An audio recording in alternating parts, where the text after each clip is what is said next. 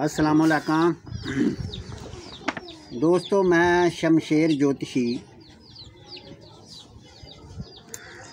तो आज मैं फिर एक अमल आपको सिखाने के लिए हाज़िर हूँ। ये अमल इल्मुल ज़फ़र काशुल बर्नी की किताब रमूज़ुल ज़फ़र में से लिया गया है। तो दोस्तों, मैं बार बार ये कह रहा हूँ कि कोई भी अमल आपने तैयार करना हो, वो ख्वाह मोहब्बत का हो,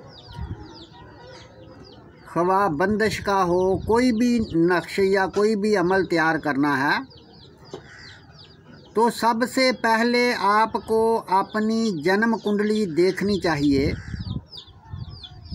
कि अगर जन्म कुंडली में प्यार मोहब्बत का कोई योग है या वो ऐसा समझ लो कि कोई अच्छा वक़्त चल रहा है, तो फिर ही अमल काम करता है, वरना अमल काम नहीं करते। ये जो कुछ लोग ऐसे ही कह देते हैं ना भी जनाब ये मुझे बताएं, ये होगा, ये ऐसे कर दूंगा, वो कर दूंगा, ये सब झूठ बोलते हैं। मेरे दोस्तों, अमल उस वक़्त ही काम करता है जबकि जैसे मोहब्बत की अगर कुंडली में खाना नंबर 5 का स्टार अच्छा हो और ये उसका दौर वक़्त भी चल रहा हो कि आप किसी के साथ अगर कोई लव मैरिज करना चाहते हैं या प्यार करना चाहते हैं, तो फिर उसका टाइम भी चल रहा हो, तो फिर जाके एक अमल काम करता है। वरना अगर पंजवें खाने का मालिक ही मनहूस हो या उसके ऊपर किसी मनहूस सियारे की नज़र जा रही हो, तो फिर मेरे भाई जितने मर्जी अमल कर लो, फिर मोहब्बत में कामयाबी होने वाली नहीं है। तो इसी तरह मैं आज आपको ये इल्मुल ज़फ़र का एक कायदा बताने वाला हूँ कि आप लोग खुद घर बैठकर ही अमल तैयार कर सकते हैं और इससे फ़ायदा हासिल कर सकते हैं। तो दोस्तों, बात यह है कि सबसे पहले आपने जिस मर्द और औरत में मोहब्बत डालनी है, उसका नाम आपने इस तरह लिख लेना है जिस तरह ये लिखा हुआ है, और इसी तरह उसके आगे बिन्नत लिखना है और उसके आगे उसकी माँ का नाम लिखना है। यानी फिर एक मर्तबा सुन लो कि जैसे ये लिखा है ऐन जे छोटी जे यानी अजीज़ अहमद बिन्नत, यानी ये उसकी माँ का नाम लिख दिया आगे, और उसके आगे ना ये ऐत आपने लिखनी है। ये ऐत मैं आपको एक मर्तबा दिखा भी देता हूँ कि ये कुरान पाक में से कहाँ से ऐत ली जाती है। तो ये मेरे दोस्तों वो ऐत है, ये वाली, ये सूरत बकरा ऐत नंबर 56 है। ये कुरान पाक से भी आप इसको ले सकते हैं, ये वाली ऐत है। और इस ऐत को आपने ये जो तालिब के नाम लिखे थे और उसके आगे अकेले अकेले लफ्ज़ में आपने इस ऐत को भी इस तरह लिख लेना है। और लिखने के बाद फिर इसी तरह यानी जो मतलूब है, जिसको आप चाहते हैं, उसका नाम और उसकी माँ का नाम जो है ये भी उसके आगे लिख लेना है। इसी तरह आपने एक सतर जो है ये तैयार कर लेनी है, सब की सब एक सतर में, यानी नाम तालब का, उसकी माँ का, उसके आगे ऐत, उसके आगे मतलूब, उसके आगे उसकी माँ का नाम। अब ये लफ्ज़ जितने हो जाएं उतने लफ्ज़ आपने गिन लेने हैं बिल वक़्त। ये जो लफ्ज़ हैं ये 58 लफ्ज़ बने हैं एक सतर में। अब हम इसको तस्खीर ज़फ़री करेंगे। तस्खीर ज़फ़री से मराद ये है कि हम अब दूसरी लाइन जो है वो दूसरी लाइन जो है ये मैं तैयार करेंगे।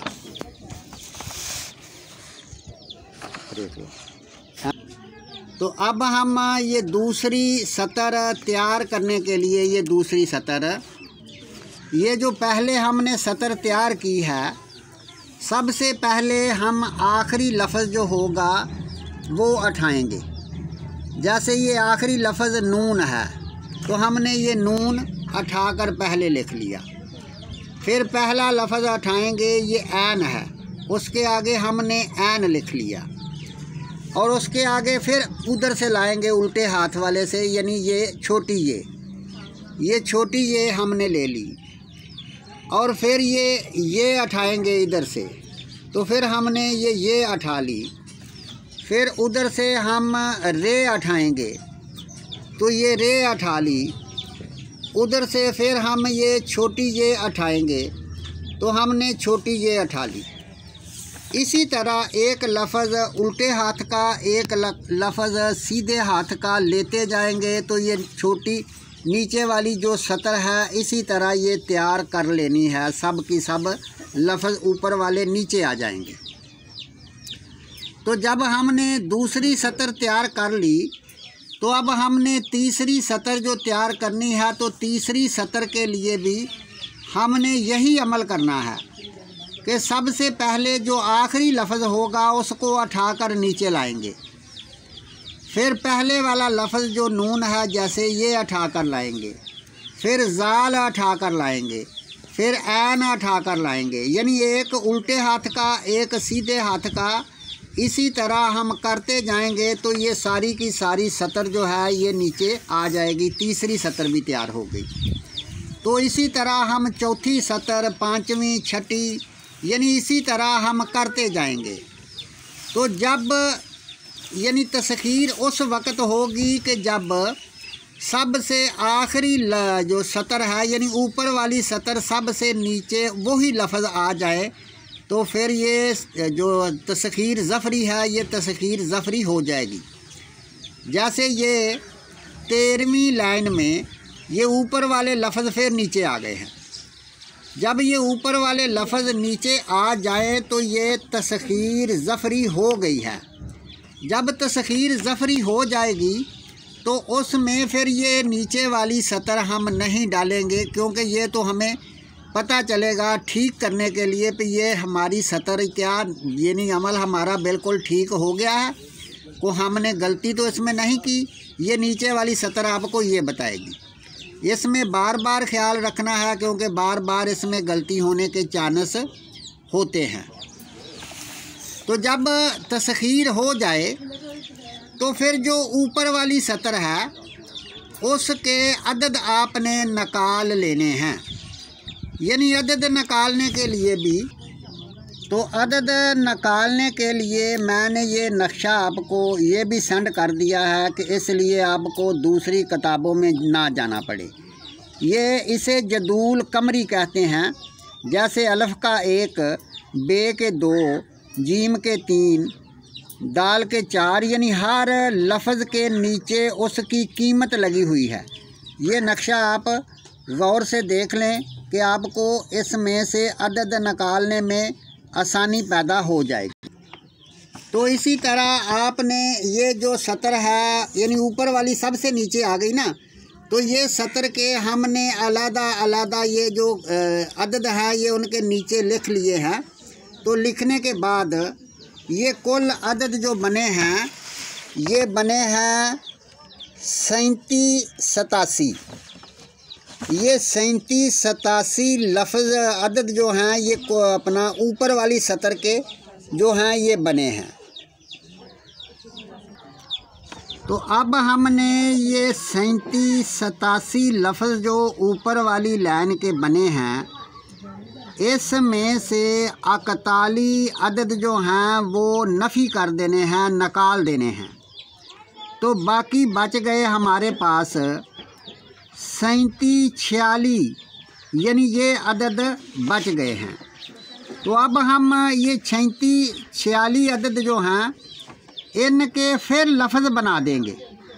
जैसे कि यानी जो 6 है इसका लफ्ज़ है वा, दाल का है 4, जे का है 7, और इसी तरह जीम का 3 जो मैंने पहले आपको वो अददों वाली कमरी अबजद दिखाई है, उसी तरह इसमें से आपने इन अददों को फिर लफ्ज़ों में तब्दील कर देना है। तो जब लफ्ज़ों में तब्दील कर दोगे तो वो जो लफ्ज़ होंगे उन लफ्ज़ों को अगर 3 यानी 6 लफ्ज़ हो जाएं तो फिर आप 3-3 जोड़ सकते हैं या 2-2 भी जोड़ सकते हैं, या फिर ऐसा समझ लो कि अगर ज़्यादा हैं तो फिर ज़्यादा मोक्कल भी यानी 3-3 लफ्ज़ 2-2 करके भी आप बना सकते हैं। इसका एक रूहानी मोक्कल जो है वो बनेगा। जैसे कि ये बन गया है वा दाल जे जीम अल्फ जा, आगे लफ्ज़ लगा दिया ईल, तो ये एक रूहानी मोक्कल जो है ये बन गया है। ये पहली सतर जो हमने हासिल की थी उससे बना है। अब ऐसा करना है कि जैसे ये जो हमने तस्खीर की है सारी, इस तस्खीर के 12 सतरें बनी हैं 12। तो अब हम ये जो कुल तस्खीर के अदद हैं इनको हासिल करेंगे कि कुल तस्खीर के कितने अदद बने हैं। तो हमने ये जो 37-87 है इसको 12 के ऊपर जब ज़रब दिया तो ये हमारे पास बन गए 45,444। ये कुल तस्खीर के अदद हो गए, यानी 12 सतरों के अदद 45,444 हो गए। तो अब हम 45,444 में से 319 जो अदद है उसको नफ़ी कर देंगे यानी निकाल देंगे। तो जब हमने 319 अदद इसमें से निकाल दिए तो बकाया हमारे पास बचे 45,125। तो अब हम ये 45,125 जो है इसके भी लफ्ज़ बना लेंगे। जैसे ये 5 का है बन गया, बे का 2 बन गया, और इसी तरह अल्फ़ का 1, फिर है के 5, दाल के 4, ये लफ्ज़ हमारे पास हो गए 5। तो हम ऐसा करते हैं कि इन 5 लफ्ज़ों को 3 एक मर्तबा साथ जोड़ देते हैं और 2 एक साथ जोड़ देते हैं। तो ये जो है ये बनेगा जिन्नी मोक्कल। क्या बनेगा? जिन्नी मोक्कल बनेगा। तो हम इसको जब 3 लफ्ज़ों को जोड़ा, जैसे ये है बे अल्फ बा, हिब्बा तैश, यानी तैश आगे लगाना है, लफ्ज़ तैश आगे लगाना है, यानी ये एक जिन्नी है। ये आगे ये 3 लफ्ज़ जुड़ गए, बाकी रह गए 2। ये है दाल, तो है दाल को हमने नीचे जोड़ दिया हद तैश, यानी ये जो 2 मोक्कल हैं ये मोक्कल जिन्नी मोक्कल बन गए हैं। तो अब ये 14 जो सतरें हैं हम क्या करेंगे कि 14 सतरों में से हम ये जो पहले लफ्ज़ हैं, जैसे यानी पहली सतर में ऐन, फिर नून, लाम, लाम, बे, नून, यानी जो भी पहला एक लफ्ज़ होगा उस लफ्ज़ को ये हम नीचे ये उतार दिया है, ये वाला। तो ये जो लफ्ज़ हैं आखिरी हमने ये वाले, ये जो आखिरी लफ्ज़ है, आखिरी लफ्ज़ को भी एक एक करके उठा लिया है, और उठाने के बाद हमने ये इकट्ठे कर लिए इधर। तो अब इन लफ्ज़ों के भी हम अदद निकालेंगे। तो जब हमने इनके अदद निकाले तो इनके ये सीधे हाथ वाले लफ्ज़ हैं और ये उल्टे हाथ वाले, तो इनके 308 अदद बने। तो 308 ही इनके बन गए। तो ये बन गए 6016। तो जैसे ये 6000 यानी 600 ज़ीरो जो अलहदा डाला गया है, यानी ये बन गए 616 अदद बन गए। तो हम अब क्या करेंगे कि ये जो लफ्ज़ है 616, यानी ये ज़ीरो जो है इसको हम ख़त्म कर देते हैं, तो ये लफ्ज़ बन गए 616, यानी जो 6 है इसका लफ्ज़ वाह बन गया, क्योंकि वाह का अदद 6 है। आगे अल्फ़ जो है इसका 1 बन गया, आगे फिर वाह है, वाह का फिर 6 बन गया। तो ये इसके आगे लफ्ज़ लगाएंगे योश, यानी योश जो है ये एक आवान है, यानी ये भी एक मुवक्कल का नाम है। तो ये लफ्ज़ बनेगा वाह वाह योश। तो इसी तरह हमने ये मुवक्कल अब हासिल कर लिए हैं।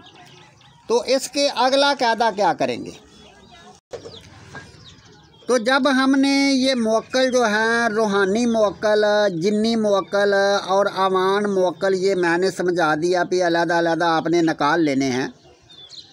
और उसके अगला जो कायदा है वो ये है कि ये जो कुल अदद हमने निकाले थे 45, 444, इन अददों को इन अददों में से हम 60 अदद जो है ये नफ़ी करेंगे, यानी निकाल देंगे। तो जब हमने 60 अदद निकाल दिए तो बकाया बच गए 45, 384।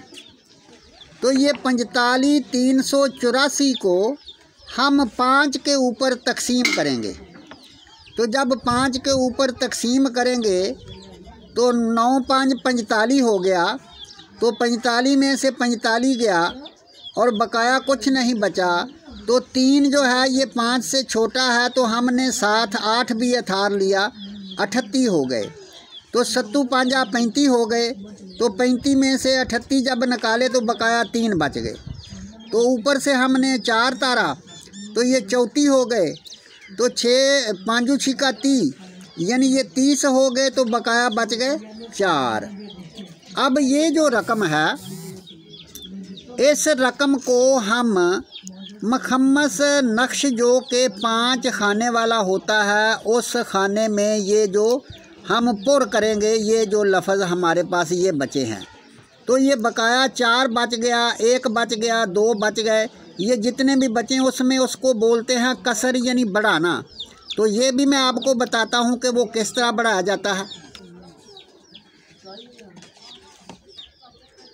दोस्तों, उसके लिए मैं फिर दोबारा आपको बता रहा हूँ कि इसके और भी तरीके हैं, मगर जो कुल रकम आपके पास हासिल हो उसमें से 60 अदद तफरीक करके उसको 5 के ऊपर तकसीम कर दो और अव्वल खाना में हासिल शुदा रकम जो मैंने ये बताई है कि ये जो रकम है इसको हासिल शुदा खाना में रख कर नक्श को पुर करना है।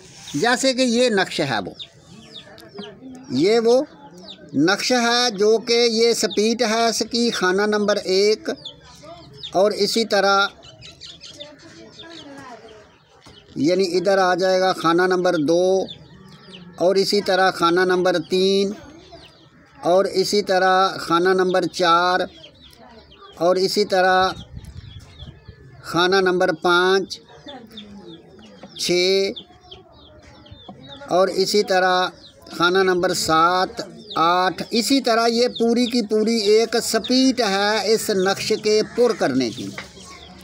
तो जैसे यानी आगे मैं बताता हूँ कि अगर जब आप तफरीक यानी तकसीम करते हो तो तकसीम में से अगर आपके पास अगर कसर जो है वो 1 बचे, यानी बकाया जाकर 1 बच जाए, तो फिर आपने खाना नंबर 16 में आपने एक लफ्ज़ का इजाफ़ा कर देना है, यानी पुर करते जाएंगे। पुर करने का भी तरीका मैं एक मरतबा फिर आपको समझा देता हूँ कि जैसे आपने खाना नंबर 1 में अगर लिखा है बिल वक़्त 312, तो जब खाना नंबर 2 में जाएंगे तो फिर उधर लिखेंगे 313।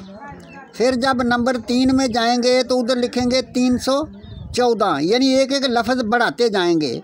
तो जब हम यानी कसर में आएंगे, जैसे कि ये खाना नंबर 1 में हमने कसर निकालनी है, तो फिर जब 16 में जाएंगे तो 16 में हमें बिल वक़्त लिखना था 309, तो हम 9 की बजाय 1 और बढ़ा देंगे, यानी 310 लिख देंगे। तो इसी तरह ये अगर 1 बचे तो फिर खाना नंबर 16 में जाकर आपने एक अदद का और इजाफ़ा कर देना है। जो रकम जो स्पीड चल रही थी उसमें 1 और बढ़ा देंगे। तो इसी तरह अगर आपके पास बकाया 2 बचे तो फिर आप खाना नंबर 16 में जाकर ये 21 में जाकर बढ़ाना है। ये जो खाना नंबर 1 में बढ़ाना था ना, ये 21 में जाकर आपने बढ़ाना है, क्योंकि ये 21 लिखा हुआ है, मुझे गलती लग गई है। ये 21 में अगर 1 बचे तो खाना नंबर 21 में जब स्पीड आपकी जाएगी तो 21 में जाकर 1 बढ़ाएंगे। अगर 2 बचे तो फिर खाना नंबर 16 में जाकर 1 का इजाफा कर देंगे।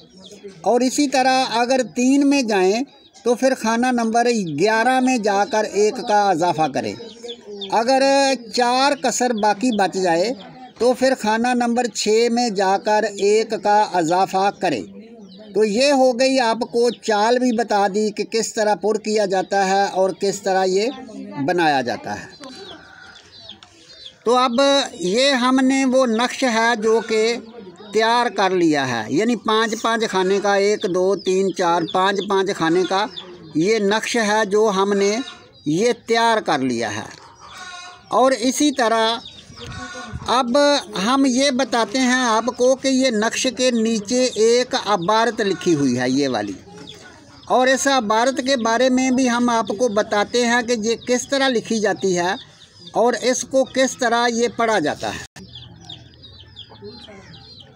तो दोस्तों, ये जो नक्श है, ये नक्श के नीचे, जैसे ये नक्श है और नक्श के नीचे हमने ये इबारत लिखी है, ये वाली, ये इबारत लिखी है अक़समतु अलैकुम, ये वाला, और नीचे जाके ये लिखा हुआ है कि नाम मुवक्कल, मुवक्कल से मुराद है कि जो हमने रूहानी मुवक्कल हासिल किया था जिसके आगे ईल लिखा था, वो यहाँ लिखना है, जो भी आपका निकले, या भी साथ लिखना है। और उसके आगे जो आपने साइडों से लफ्ज़ उठाए थे तस्खीर के, और फिर वो हमने नक्श में जो लिखे थे अवान, वो अवान जो मुवक्कल 1 हों या 2 हों, फिर उसका नाम आगे लिखना है, पर या भी ज़रूर लिख लें। और इसी तरह जो हमने कुल तस्खीर जमा की थी और कुल तस्खीर के अदद हासिल करके, तो उसमें से हमने जिन्नी मुवक्कल बनाए थे, तो इधर जिन्नी मुवक्कल का नाम लिखना है।